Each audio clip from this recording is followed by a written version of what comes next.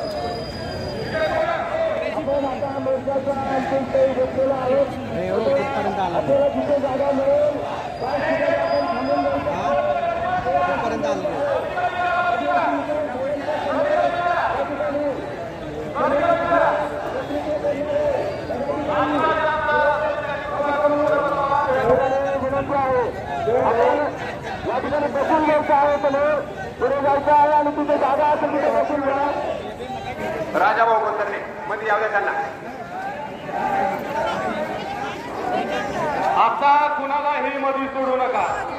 आता कुणालाही मध्ये सोडू नका. आता कुणालाही मध्ये सोडू नका.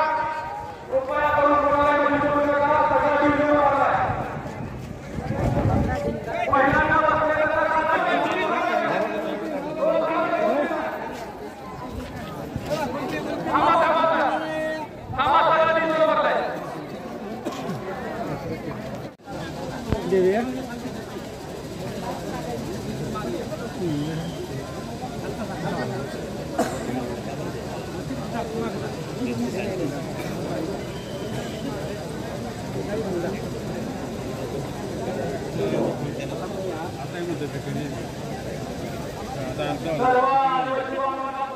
विनंती करतो आपण ज्या ठिकाणी जागा मिळेल त्या ठिकाणी बोलूया. समाज रक्षक संघर्ष योद्धे काँग्रेस जे बिघाडता तुम संघर्ष करो. काँग्रेस जे बिघाडता तुम संघर्ष करो. हे सन्माननीय काँग्रेस जे बिघाडता ज्यांना विनंती करतो त्यांनी संबोधित करावं.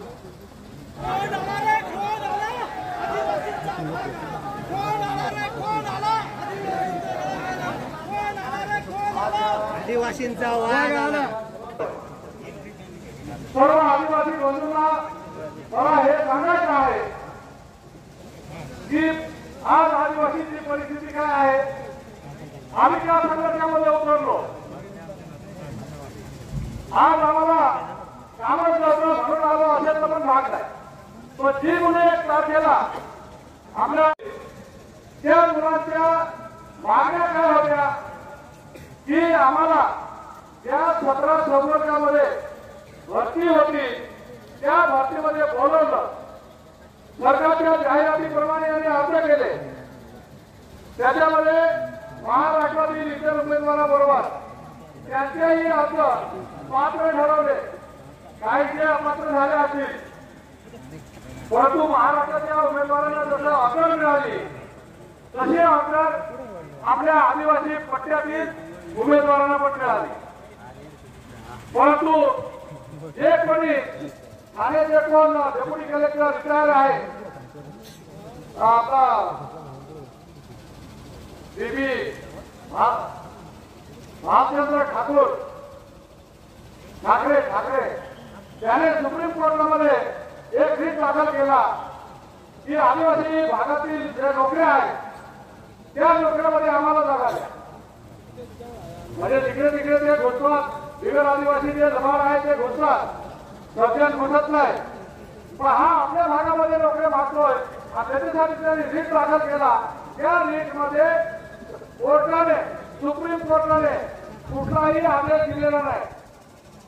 त्या रिट मध्ये सांगितलेलं आहे की आदिवासींना भरतीपासून रोखा किंवा आदिवासीच्या भरतीला आम्ही स्टे दिलेला आहे. कुठलाही सुनावणी पण झालेली नाही त्याची. पण तरी या दिवशी 13 ऑक्टोबरला रिट दाखल झाला दिल्लीला. त्याच वेळेस 13 ऑक्टोबरला इथं मुंबईतून सामान्य प्रशासन विभाग सरकारचा त्या विभागाने एक परिपत्रक काढलं की आदिवासीच्या भरत्या बंद करा. रिट दाखल झालेला आहे.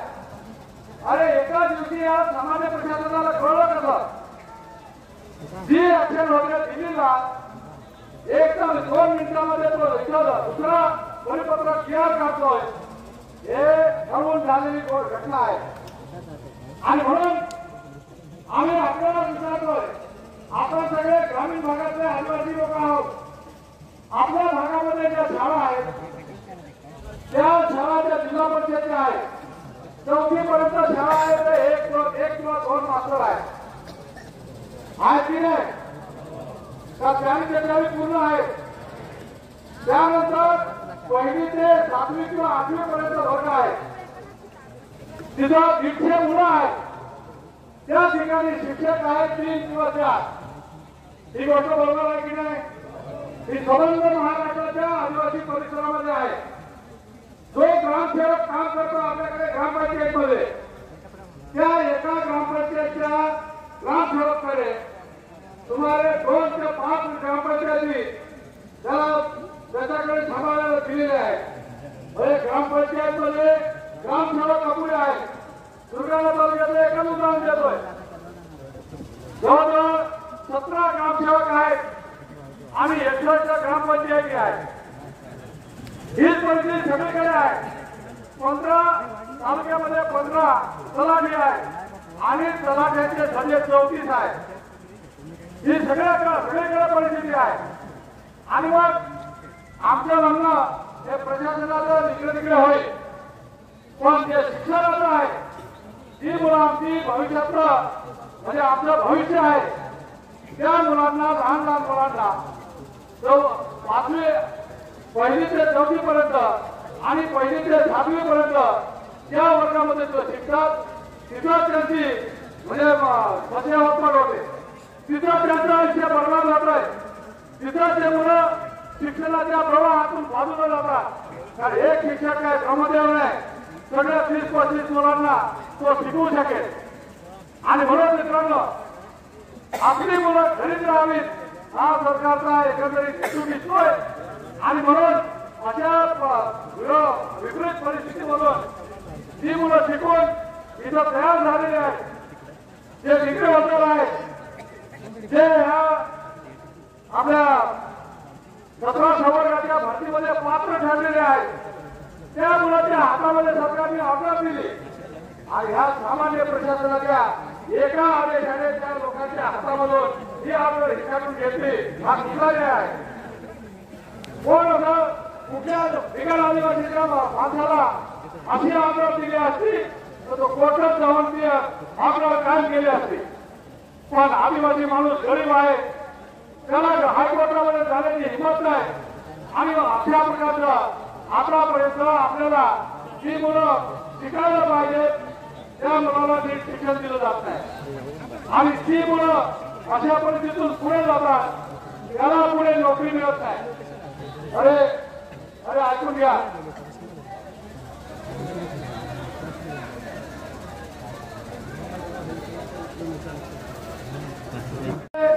आदिवासी बिगर आदिवासी सगळे पक्षाचे जे आंदोलनाला पाठिंबा देणारे लोक होते सगळ्याच पक्षाचे त्या लोकांना बोलवलं आणि त्यांना आम्ही समजावून सांगितलं त्या पवारांना ही लढाई तुमची आहे, तुम्ही ताकदपणे लढलं पाहिजे, परंतु उपोषण वगैरे करता कामा नये. तुम्ही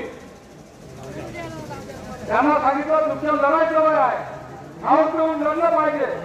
आणि त्यामुळं होय होय कोण गमन करणार कुठं करतो आपण आणि लोक म्हटलं आणि किती आली म्हातारी इकडे पण करायला ना हे इकडून येऊन येऊ नका कोणाला इथं येऊन त्याने काय उभवतात. तेव्हा आपली सभा डिस्कस करण्याचा कोणीतरी प्रयत्न बंद करेल. आपण संयम पाळला पाहिजे. आपला मूळ उद्देश जो आहे तो आपल्याला साध्य करायचा आहे. हे येणारे जाणारे पोट भरणारे विचारे त्याच्यावर आपण विनाकारण वेळ घालवण्यात आपलं नाही. कोणी येत असेल वाट वाजत तर जाऊया, नसेल तर बदला तिथं. तर मित्रांनो उपोषणाच्या ठिकाणी गेल्यानंतर वगैरे सर होते, आमचे काही इतर नेते होते, मुलांना समजावून सांगितलं, उपोषण सोडायला लावलं आणि आम्ही प्रशासनाला 12 तारखेला कलेक्टर साहेबांकडे गेलो. त्याच्यानंतर इथं गुटे मॅडम आहे, आपले गुटे मॅडम कमिशनर आहे, त्यांच्याकडे गेलो. त्यांना आपण मुलाच्या वतीने निवेदन दिलं. त्यांना सांगितलं हे मुलाचं आंदोलन इथं मिटवून टाकलं पाहिजे, हा प्रश्न सुटला पाहिजे. तुमच्या हातात नाही आम्हाला माहित आहे, पण सरकारकडे जाऊन मुख्यमंत्री असतील, चीफ सेक्रेटरी असेल त्यांना तुम्ही सांगा आणि हा प्रश्न सोडवण्याचा प्रयत्न करा. त्यांना आम्ही 20 तारखेपर्यंत मुदत दिली, परंतु 20 तारखेपर्यंत याचं एक गाडीची हालचाल झाली नाही.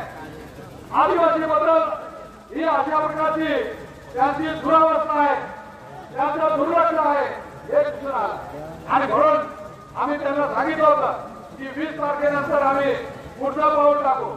आणि त्याप्रमाणे संबंध आपल्या आदिवासी पट्ट्यामध्ये महाराष्ट्राच्या 13 जिल्ह्यामध्ये आम्ही त्या सगळ्यांना हात दिली की तिथं जे काही तालुके पॉवरफुल आहेत, आदिवासी समजदार आहेत, त्यांनी शेतकरी आमच्या आंदोलनामध्ये भाग घ्यावा.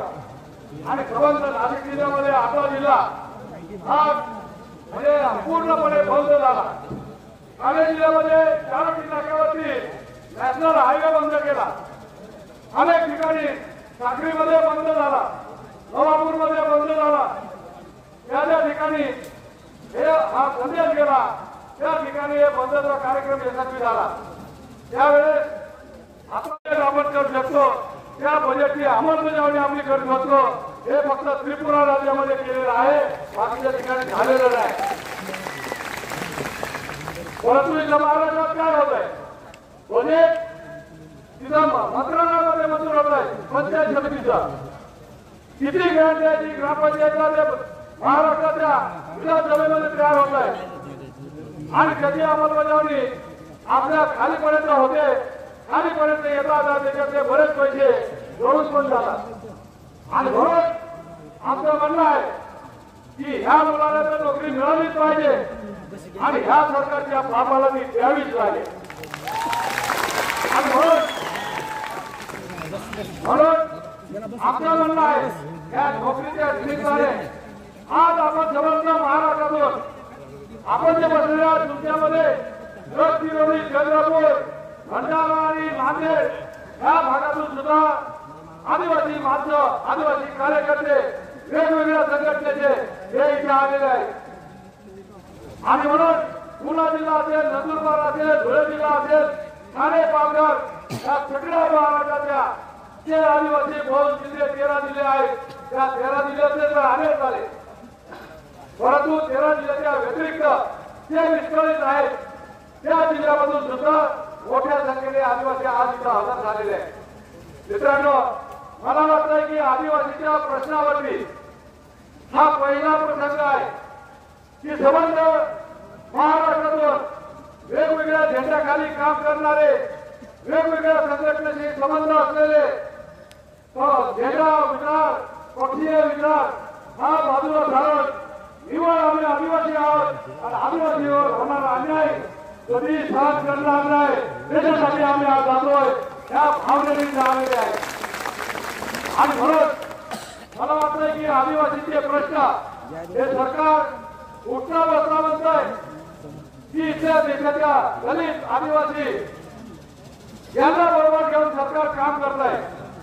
जसं आपण जेवायला बसलो की जिभेला चव यावी म्हणून लोणचं मोळचं पुरवतं भात आणि टाकतोय ते जिभेला चव येण्यासाठी लोणच्याचा उपयोग करतोय. आपला आदिवासी आणि दलितांचा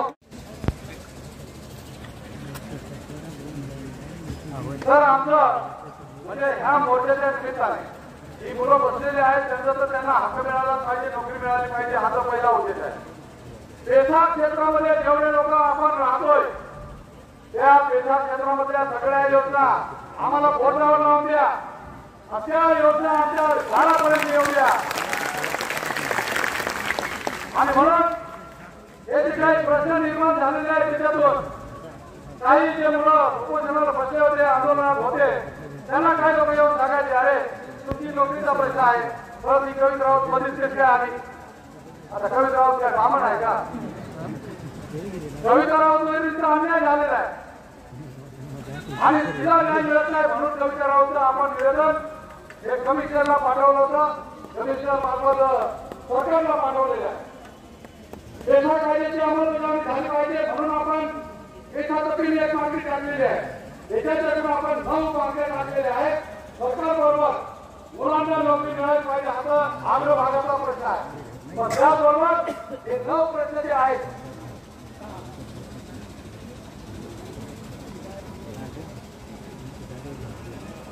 मुद्दे आहेत ते पण आपल्याला माहितीसाठी वाचून दाखवतोय की आदिवासी समाजाच्या 12,500 पदाची पदभरती सरकारने तात्काळ केली पाहिजे.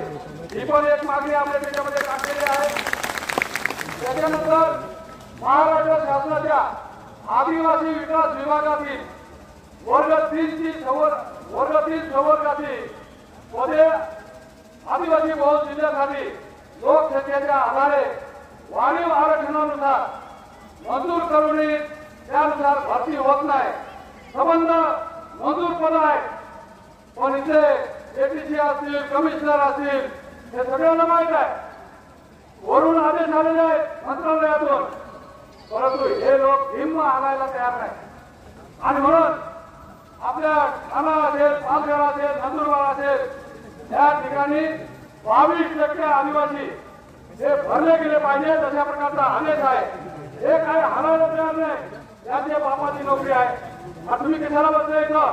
आदिवासींना जर या नियमाप्रमाणे नोकरी देता येत नाही तर तुम्ही तुमची पदं सोडा, तुम्ही तुमच्या जागेवरती जा, कुठे तुम्हाला चांगल्या प्रकारची नोकरी करायची असेल तिथं करा. चौथी मागणी जी आहे अनुसूचित जमाती छोट्या जात प्रमाणपत्रावरच्या आधारे 1995 पूर्वी शासन सेवेत लागलेल्या जागा रिक्त करून त्या ठिकाणी खऱ्या अशा प्रकारची strategy आपण घेतोय, अशा प्रकारचा निर्णय घेतोय. परवाना आपल्याला मुख्यमंत्र्यांकडे जायचं आहे. तोपर्यंत तुमच्या तालुक्यामधला, तुमच्या जिल्ह्यामधला हा आंदोलनाचा संदेश मुख्यमंत्र्यांपर्यंत गेला पाहिजे. त्याला वाटलं पाहिजे की हे लोक थांबणारे नाही. यांच्या मागण्या त्यांच्या पत्रात टाकल्याशिवाय इतरांचा पर्याय नाही. आणि म्हणून माझी सगळ्यांना आव्हान आहे की आपण इथून गेल्या सगळं आपल्या तालुक्यामध्ये घर फिरवले असेल, कुठं रामरागड असेल, कुठं आपला जुन्नर असेल किंवा अकोला असेल, नंदुरबारचे तालुके असतील, नारायणगावचे तालुके असतील या ठिकाणी जसं सरकारी कार्यालय कुरकू लावतोय तशा त्या मुलांना पकडण्यासारखं कुंपलेलं आहे. एका मास्तराकडे 4 वर्ग देऊन त्याच्याकडे 20-25 मुलं शिकवायला ठेवलेलं आहे. तिथं मास्तर काही शिकवू शकत नाही. ते वर्ग सुद्धा बंद करण्याची तयारी आपल्याला करावी लागेल. विनाकारण मुलगा जाऊन शाळेत बसतोय, काय पास करतोय, ज्ञान मिळत नाही. आणि म्हणून जोपर्यंत त्या गावामध्ये त्या शाळेमध्ये त्याला पुढे शिक्षण देत नाही तोपर्यंत आम्ही त्या शाळेची फुलं पोखरणार नाही अशा प्रकारचा निर्णय घेऊन आपण इथं जायचं आहे. हे सगळ्यांना मान्य आहे का? सगळ्यांनी तयारी ठेवली पाहिजे.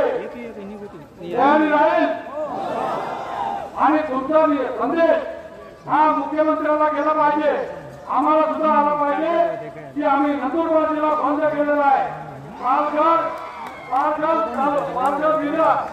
पालघर जिल्हा हा ऑलरेडी बंद आहे. दुर्गाणा तालुका नाशिक मधला हा शाळा कॉलेज त्याचबरोबर तहसील ऑफिस बीडीओ ऑफिस हे बंदच आहे. आणि म्हणून हे लोक सगळीकडे पोहोचवलं पाहिजे.